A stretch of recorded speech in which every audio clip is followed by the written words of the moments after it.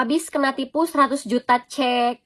Jadi izin aku buat video. Mudah-mudahan kalau jalur viral tuh polisi bakal lebih aware, atau kayak kasus undangan yang diklik terus itu penipuan kan sekarang cepet banget ketangkep. Nah semoga kasus ini juga sama nasibnya kayak kasus itu, karena aku yakin, coba tolong komen guys yang pernah dengar kejadian ini, pasti pernah dan ada terjadi di sekitar lingkungan kalian.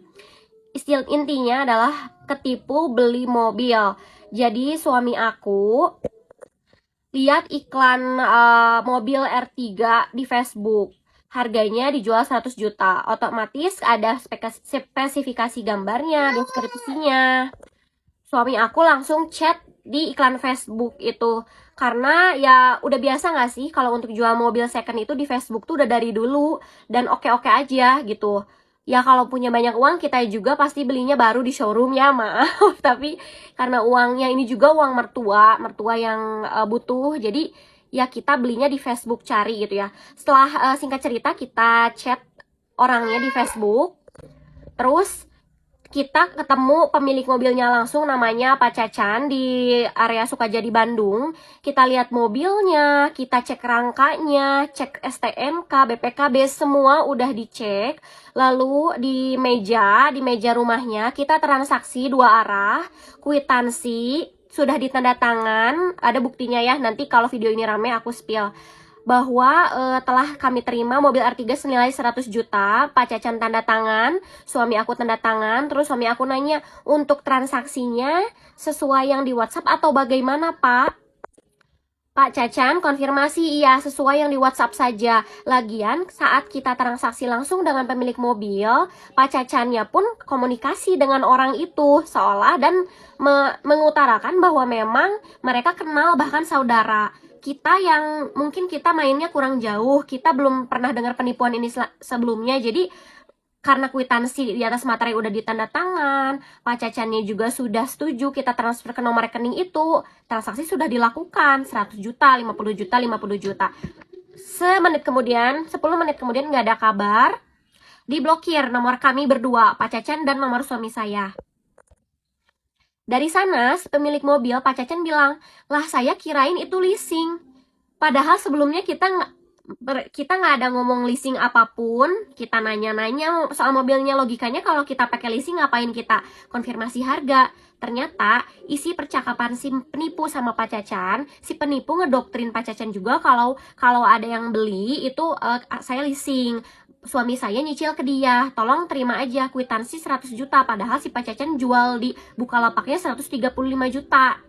Jadi di sini miss banget.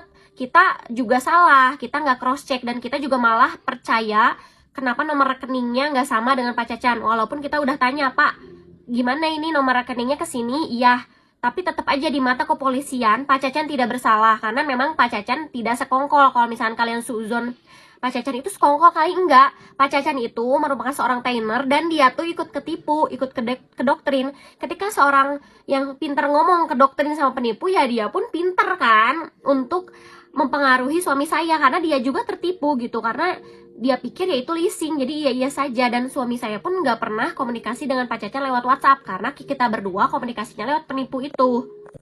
Kaget dong, diblokir. Suami aku tanpa mikir panjang langsung bawa kwitansinya, terus kunci mobilnya tetap di Pak Cacan, karena nggak mungkin kan kita rebut paksa, bisa jadi kita yang dihukum.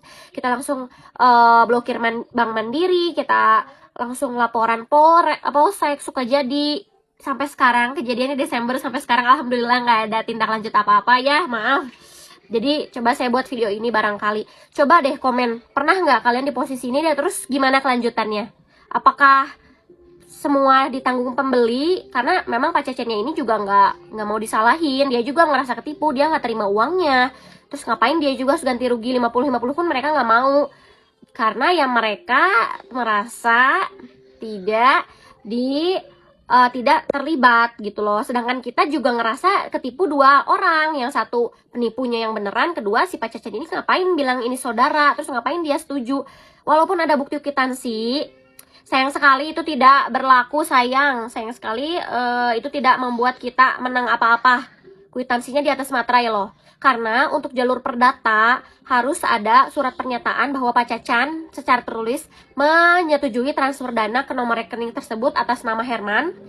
Baru itu kita menang secara perdata. Tapi kalau secara pidana nggak menang.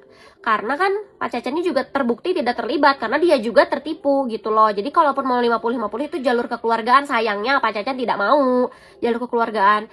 Itu uang mertua, jadi aku harus banting tulang kami untuk menggantinya. Semoga kalau emang kasus ini tidak digubris siapapun, semoga penipunya mendapat berkah dengan apa yang dilakukannya dan tidak ada penipuan lain. Dan semoga aja Pak Cacannya juga bisa setidaknya tidak hanya ikut prihatin gitu. Setidaknya kita tuh ketipu loh dua-duanya, padahal dua-duanya ini orang yang teliti, orang yang pintar. Karena kalau penipuan itu tidak memandang pintar atau bodoh, tapi memandang ada atau tidaknya kesempatan. Jadi hati-hati, semoga video ini jadi pelajaran buat warga TikTok atau warga seluruh yang melihat video ini. Terima kasih dukungannya. Tolong jangan dihujat ya. Maaf kalau aku ngomongnya belibet karena aku juga nggak pandai gimana-gimana. Aku cuman pengen menyampaikan kasus aku. Terima kasih.